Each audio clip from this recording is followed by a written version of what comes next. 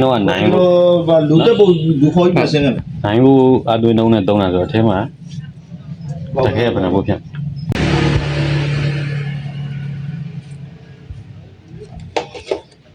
ဒါဘက်ထရီငုတ်တင်ကြလိုက်ပါ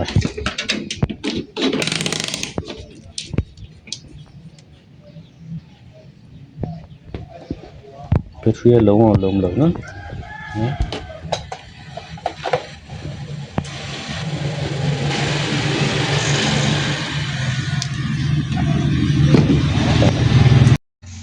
ဒီဘောက်က81 brand 81တွေကများသောအားဖြင့်ကြိတ်သားရည်နဲ့ပဲလာဈေးကောင်းတယ်ဒီထဲမှာသုံးထားတဲ့ circuit ရည်သွေးကောင်းတယ်အတန်တော်ကောင်းတယ်စပီကာရည်သွေးလည်းကောင်းတယ်နော်ဆိုတော့ Urea brand ဈေးလည်းမြင့်တယ်တချင်းဆိုလို့လည်းကောင်းတယ် no power ဖြစ်နေတာဘက်ထရီကိုတိုင်းကြည့်တော့3ညဘက်ထရီကိုတိုင်းကြည့်တော့3ည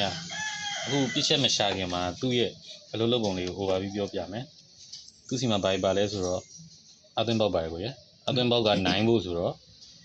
အထက်ကဘက်ထရီကဘယ်နှဖို့ဖြစ်မလဲ7ဖို့ဖြစ်မှာနော်တကယ်လို့အသွင်းပေါက်က15ဖို့တို့ 73.5ဖို့တို့ဆိုရင်အထက်ကဘက်ထရီကဘယ်နှဖို့ဖြစ်မလဲတွဲဖို့ဘက်ထရီသုံးတာတွဲဖို့ဘက်ထရီဆိုတော့ lithium မဟုတ်တော့တွဲဖို့ဘက်ထရီဆိုတာခဲဘက်ထရီဖြစ်သွားပြီနော်အခုဒီမှာ7.4ကတော့ lithium 3.7 နှလုံးကို series ဆက်ပြီးတော့သုံးထားမယ်ဒါကြောင့်သာ9ဖို့ charger ဖြစ်သွားတယ်ဒါက on off ခလုတ် on off ခလုတ်ပါမယ် display ပါမယ်ဒီဘတန်လေးတွေကတော့သိမှာပါ mic ပေါက်ပါမယ်ဒါတွေက control တွေ control မှာတော့မှပဲเนาะသူက mic ကိုအနုသိပ်ချိန်ကြီးလို့ရအောင် mic volume တက်တက်ခဲ့ mic အတွက်ကိုလည်း mic ရဲ့ bass တန်ကိုပါချိန်ကြီးဖို့အတွက်လည်းထားပေးထားတယ် mic ရဲ့ treble တန်ကိုလည်းချိန်ကြီးဖို့ထားပေးထားတယ် mic ရဲ့ echo mic ရဲ့ delay တန်ရဲ့ main volume ပါမယ် bass ပါမယ် treble ပါမယ်ဒါတော့ပြင်ပန်းခြင်းအဲ့ဒါမြင်ရမယ် circuit မှာကျတော့ဘာပါမလဲဆိုတော့ဒါက battery socket ကြိုဒါက on off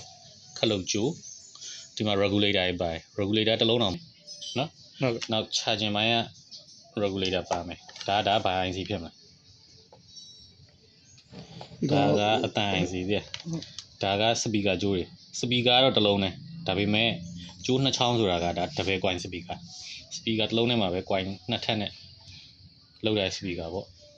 stereo တန်ထွက်အောင်လို့ဒါအတန် IC ပေါ့ကွယ်နောက်ဒီမှာ CPU ပါမယ် CPU ပါမယ်ဒါကဘာလဲဆိုတော့ဒါ pre IC ဖြစ်မှာ pre ဘိုင်းတွေကိုချက်ထုတ်တဲ့ IC ဖြစ်မှာနော်ဟုတ် over အနေနဲ့ကြည့်တင်တယ်နောက်ဒီမှာ USB ပေါက်ပါမယ် USB ပေါက်ကိုဘယ်နှဖို့ရောက်ကမလဲ5ဖို့ရောက်ကမယ်ဒီ regulator တစ်လုံးကို7ဖို့ရောက်မယ်အဲ့ဒီကနေပြီး5ဖို့ပြောင်းပြီးတော့ကတ်ကိုပို့မယ်အဲ့တော့အကြံဉာဏ်သိရင်ရပြီအခုကဘာဖြစ်ချက်လဲဆိုတော့ဘက်ထရီက no power ဖြစ်နေတယ်ဘက်ထရီ no power ဖြစ်နေတော့ဘက်ထရီမကောင်းတော့ပြောလို့မရအောင်နော်ဟုတ်ကဲ့ဒါက adapter charger adapter မှာမီးလင်းတယ်နော်ဟုတ်ကဲ့ power ခလုတ်ကိုပိတ်ထားရနော်မတစ်ဆိုရင်ဖွင့်တာလေတုံညဆိုရင်ပိတ်ထားတယ်ဘက်ထရီဖြုတ်ထားရနော်ဟုတ်ကဲ့အသွင်းလုံးထိုးလိုက်တဲ့အချိန်မှာအားဝင်တဲ့ indicator လေးပြရတယ်ခလုတ်ဖွင့်လိုက်တဲ့အချိန်မှာ indicator လေးလည်းငြိမ်းသွားတယ်ဆိုမှကျွန်တော်တို့ adapter ပါငြိမ်းသွားတယ်ဟုတ်ကဲ့အဲ့ဒါဘာကိုပြတာလဲဆိုတော့ charging ဘိုင်းမှာပြဿနာမရှိဘူးเนาะ charging ဘိုင်းမှာပြဿနာမရှိဘူးခလုတ်ဖွင့်လိုက်တော့မှမီးငြိမ်းသွားရဆိုတာခလုတ်ဖွင့်လိုက်တော့မှဒီ circuit အတွင်းပိုင်းမှာ short ရှိနေလို့မီးငြိမ်းသွားတာ short ရှိနေလို့ဒါဘက်ထရီက0ဖြစ်သွားဒီဘက်ထရီမှာ BMS ကတ်ပါတယ် BMS ကတ်ကအဲ့ short ဖြစ်လို့ရှိရင်လည်းကာဝယ်ပေးဘက်ထရီကိုတော့စိတ်ပူကြမလို့ဘက်ထရီကအပြန်ရိုက်လို့ရဖို့များမယ်အထဲမှာ BMS ကတ်ကပါမှာပဲဒီကတ်က short ရှိနေတယ်အဲ့ဒီ short ကဘယ်နေရာမှာလဲဆိုတာကိုကျွန်တော်တို့လိုက်ရှာမယ် short ကဘယ်နေရာမှာလဲဒီကောင် short ရလားဒီကောင် short ရလားဒီကောင် short ရလားဒီကောင် short ရလားဒီကောင် short ရလားကျွန်တော်တို့ဒီတိုင်းခံမှန်းကြည့်လို့တော့မရနိုင်ဘူး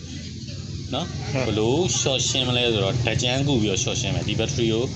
ဒီ battery socket ကိုဘယ်နှဖို့ရောက်ရမှာလဲ7.4 ရောက်မှာဟုတ်ပြီ short ရှာမယ်ဆိုလို့ရှိရင်ကျွန်တော်တို့ကအားပြည့်နေတဲ့ 3.7 battery ကိုအသုံးပြုမယ်ဒါလေးကဘယ်နှဖို့ battery လေးလဲ 2.7 တခါလေးချက်ရှိတယ်မှန်နော်လေးဖို့မိပါအပြည့်ရှိရနော်ဟုတ်ကဲ့အပြည့်ရှိတခါလေးချက်ရှိရဒီထဲမှာတခဲလဲရမယ်တခဲကနှလုံးသုံးထားတယ်တခဲလားဘက်ထရီလား ဘယ်လိုပြောမလဲထဲမှာတကယ်ထည့်တာလားဘက်ထရီထည့်တာတကယ်ကမြန်မာလိုဆိုရင်တော့တကယ်ပေါ့အင်္ဂလိပ်လိုဆိုရင်တော့ဘက်ထရီပေါ့စကားတပြောနဲ့မှားပြီးတက်မိမယ်နော်ဒီမှာကြည့်ဒါကဘက်ထရီ socket နေရဘက်ထရီကဒီလိုတက်ထားမယ်ဆိုတော့အပေါင်းကဒီဘက်မှာဟောဒီမှာစာလေးရေးပေးထားသေးရပဲ ground ဆိုတဲ့နေရာမှာအနက်ကျိုးကိုတက်မယ်ခလုတ်ကိုခဏပိတ်ထားနော်ဟုတ် on off ခလုတ်ကိုပိတ်ထား battery အပေါင်းနေရာမှာဖြူကျိုးကိုတက်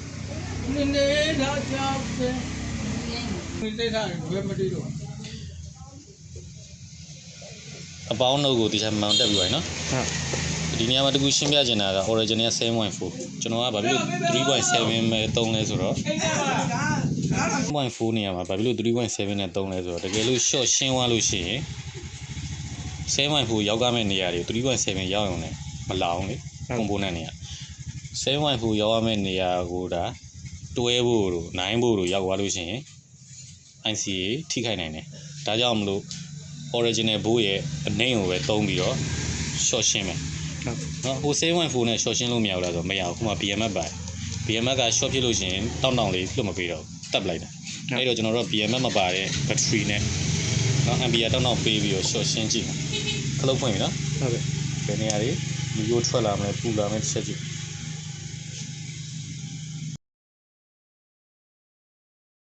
ဒီ regulator ကြီးပူလာတယ်ဟုတ်ကဲ့ဟိုခလုတ်ပြန်ပိတ်ဒီ regulator ပူလာတယ်ဒီ regulator နံပါတ်ဖတ်ကြည့်မယ်ပူလာတဲ့ကောင်က regulator မဟုတ်ဘူးဒိုင်ဟုတ်သူစီမှာဒိုင်ဟုတ်တင်ကြတာပါတယ်ဟုတ်ကဲ့ဒိုင်ဟုတ်ကဘာဖြစ်လို့ပူလာတာလဲဖြေရှားမယ် regulator ဒီကောင်ဖြစ်မယ်ဒီမှာထောင်းနေဟုတ်ကဲ့ regulator ဒီဒိုင်ဟုတ်ကပူလာတယ်ဆိုတော့ဒီဒိုင်ဟုတ်ကိုယ်တိုင်ပဲမကောင်းတာလားဒီဒိုင်ဟုတ်ကနေဆက်သွားတဲ့လမ်းကြောင်းမှာလားလမ်းကြောင်းမှာ short ရှိရလားဆိုတော့ဖြေရှားအောင်ပါဒါဒိုင်ဟုတ်နော်ဟုတ်ကဲ့ ground into 1မှာ meter into 1 rate မှာထား ground နဲ့အပြန်လမ်းတိုင်းကြည့်တော့ short ပြတယ်ပဲ short ပြနေပဲပြန်လမ်းတိုင်းတော့ short ပြတယ်ဒါအထွက်ကကြတော့တစ်ဖက်ပြတယ်တစ်ဖက်မပြဘူးအထွက်မှာ short မရှိဘူးအဝင်မှာ short ရှိတယ်အဝင်မှာ short ရှိတယ်ဘယ်နေရာကပစ္စည်းက short ဖြစ်တာဖြစ်မလဲနည်းနည်းတော့စားပါတချမ်းကုမယ်3.7 battery နဲ့နော်3.7 battery နဲ့တော့မှတိတ်ပြီးတော့အဆင်မပြေဘူးဆိုတော့ကျွန်တော်6 volt battery သုံးမယ်သူ original ကဘယ်လောက်လဲ 7.4 6 volt ဆိုတော့ 7.4 မကျော်သေးဘူးနော်ဟုတ်ကဲ့6 volt နဲ့စမ်းကြည့်ကျွန်တော်ကမီကိုထွက်စီတယ်အခုခုကိုပြက်သားမီကိုထွက်စီတယ်အဲ့ကြမှာ short ရှင်းသွားဒါက battery ကျိုး ground မှာနှုတ်ကိုတက်အပေါင်းမှာနီကိုတက်ဒါက6 volt battery ကို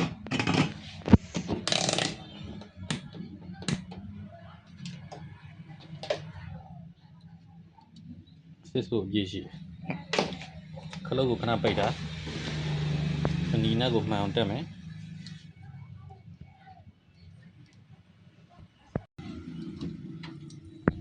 အနီနဲ့ကိုမှန်အောင်တက်ခလုတ်ကိုဖွင့်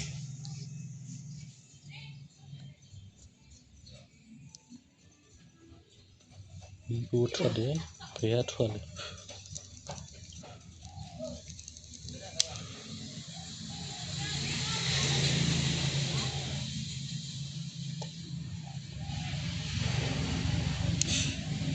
ဒိုင်ဟုတ်ကပဲထွက်တာနော်အဲ့ဒိုင်ကိုခဏဖြုတ်ပါ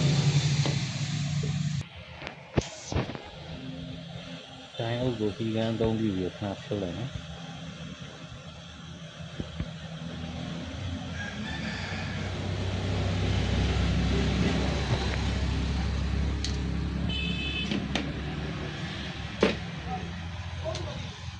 အေးဝအောင်ခဏစောင့် ဒိုင်အုပ်ကိုဖြုတ်ချပြီးသွားပြီဒိုင်အုပ်အဝင်ကို short ပြန်တိုင်းကြည့်မယ်မီတာ81 rate မှာထားပြီးတော့ ground နဲ့အပြန်လန်း short တိုင်းကြီး short ဖြစ်နေတော့မှာလေ ဟုတ်ကဲ့ နော်ဒိုင်အုပ်ကတစားကန်ဖြစ်နေတာဒိုင်အုပ်ကတစားကန်ဖြစ်နေတာဒိုင်အုပ်ကိုဝင်တဲ့လမ်းကြောင်းမှာကိုကဒီမှာ short ပြကဲတကြမ်းတစ်ခါထပ်တိုက်မယ်နီနက်ကိုမှန်အောင်ချိတ်ခလုတ်ဖွင့်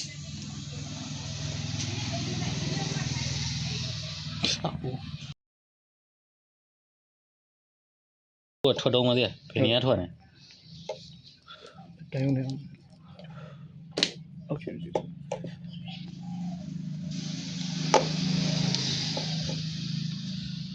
ရှော့ကြီးတယ်မကြီးတယ်ခလုတ်တောင်ပူးလိုက်အော်ဒီမှာဒီကောင်ပါအောင်ဒီကန်ဒီကောင်လေးဒိုင်ဟုတ်ကဘေးရဟိုကိုလေးတလားပါလားနံပါတ်ဖတ်ချင်ပါပြီနံပါတ်ကဖတ်အောင်ဖတ်ဒီ080လို့ရေးထားလားဒီကောင်ကတော့မကောင်းနိုင်တော့ဘူးစောစောတကြမ်းကူရသူ့ပိုရမီးဝဲထွက်လာအဲ့ကောင်ဖြုတ်ချ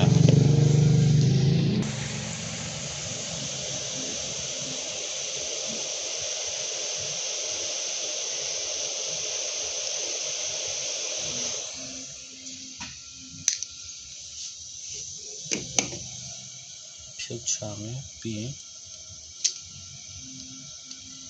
ဒိုင်အုပ်ကိုပြန်တက်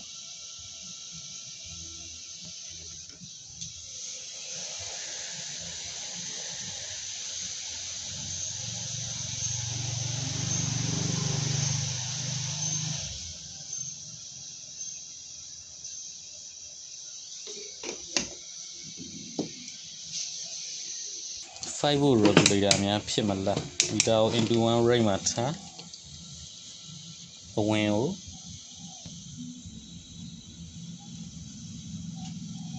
short တိုင်းကြည့်မယ် short ရှိတော့မယ်လို့လေ ဟုတ်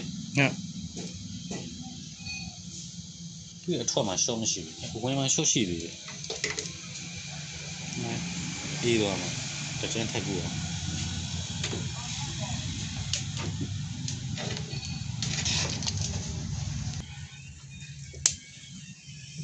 regulator ကိုဖြုတ်ပြီးတော့ clock ကိုဖွင့်ဘယ်လိုလုပ်ရလဲ ဟုတ်ကဲ့ နော်ဖြုတ်တော့လှုပ်သွားပြီဆိုတော့အတွင်းကျိုးပြန်တက်ကြည့်မယ်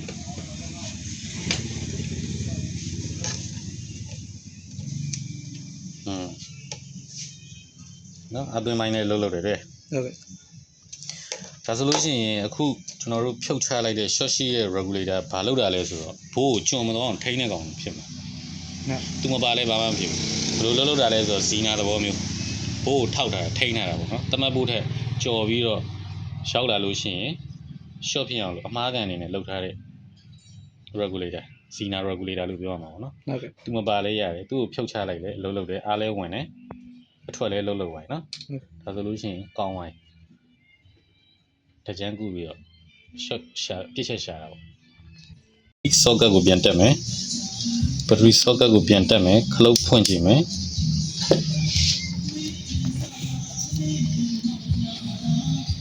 ကောင်းပါနော် ဟုတ်ကဲ့ အချင်းဖွင့်ပြီးစမ်းကြည့်အောင်အချင်းစမ်းကြည့်မယ်ဘယ်လိုချာဒါဆိုရင်ကျွန်တော်တို့ formula ထုတ်လို့ရပါပြီ81နေမှာနော်အမှားကန် regulator ပါတယ်အဲကောင်ကဖြည့်ဖြစ်တာရှိတယ်အကယ်၍များအလားတူတစ်ချက်တွေလာလို့ရှိရင်81 bout ဒါမျိုးကမဟုတ်ပဲတခြားမျိုးစားတွေဖြစ်လဲသူ့ကိုပဲအရင်ဆုံးစစ်ကြည့်ကြမယ်တဲ့ ဟုတ်ကဲ့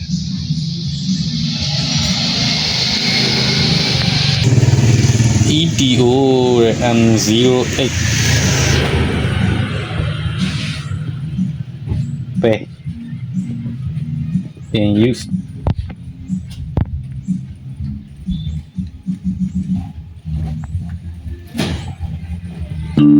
ရှက်တာနော်ချင်း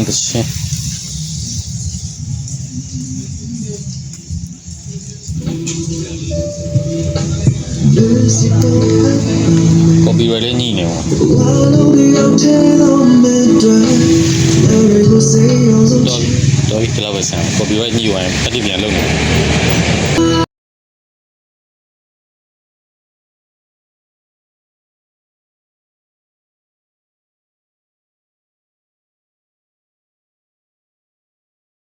ကျွန်တော်ရဲ့တကူရေးဆက်ပြင်ကန်အိမ်သုံးလျှက်စစ်နဲ့ electronic ပစ္စည်းအမျိုးမျိုးပြုပြင်ပြီးအာမကန် online သင်တန်း